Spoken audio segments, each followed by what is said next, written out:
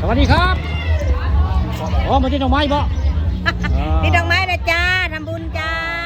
บุญบ้านไหน บุญบ้านนาอ่างคำบุญบางไฟจ้า ใครเนาะเอามาเลี้ยงนี่มีมื้อนี้มียังมึงมื้อนี้ วันนี้มีหมอลำซิ่ง กลางเว้นบ่ ตอนกลางวัน กลางคืนมี แต่ ยัง ตอนเย็นมีมวยด้วย สู้ค่ะ มีนักมวยมาเด้อค่ะเด้อมาเบิ่งน้ำกันเด้อ บอกแฟนเพจเนาะ จ้า เอาหมดไปทำมาเบิ่งเด้อมวยมื้อนี้วันที่9มีเนาะ จ้า มีมวยได้อมื้อนี้มวยกลางเว้นแล้วก็ มวยด้วย หมอลำทิ้งกลางคืนเนาะ ม้วนแล้วกับมือแรงกับเบิ่งมวย เดี๋ยวบ้านเขาจะติดดอกไม้เดี๋ยวบ้านนี้ ตีดอกไม้ก่อนหาเงินเข้าวัดก่อนนะจ้า อ้าว จ้า อ้าวนี่มางานบุญก็ได้ดอกไม้2 ดอกดอกไม้2 ดอกได้งานบุญบังไฟบ้านด่างตำบลนาด่านมีการติดดอกไม้ปกติพี่น้องปกติได้งานบุญก็ต้องติดดอกไม้ได้หรือว่าบ้านใดเลยเพราะบ้านนั้นบ้านนี้ติดหมดดอกไม้แต่ตอนนี้กำลังพร้อมที่เฮงหน้าได้นางงามมากินข้าวกินข้าวยังบ่อิ่มแล้ว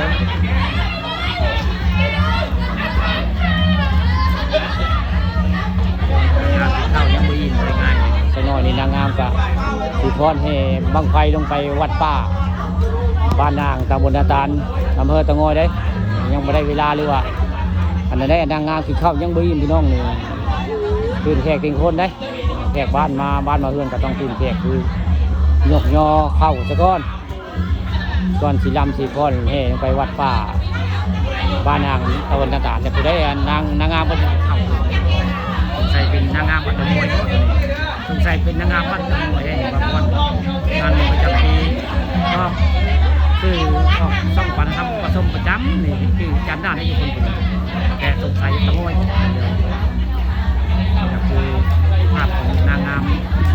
เป็นสีก้อนลงไปวัดป่าพระนางงานประจำปีบั้งไฟมื้อนี้มีหมอลำซิ่งกลางเว้นมีนี่พี่น้องหมอลำซิ่งกลางเว้นได้กลางคืนกลางมีมวยคู่จนลูกสังัดน้อยเลยมาฟ้าซกกับปลาอยู่นั่นเลยโยมโมแรมซกกับโมลี่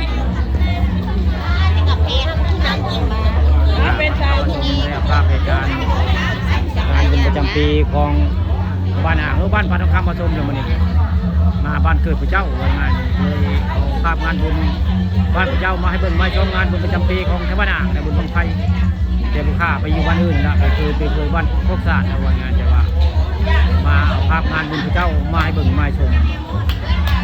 ขณะนี้ก็ที่มีการฟ้อนรำนะคนสวยคนงามในน้อยก็มีนางรำนางฟ้อนวันนี้สวยทุกคนนางงามวันนี้สวยทุกคนเลยสวยทุกคนงานบุญประจำปีของในบ้านนานี่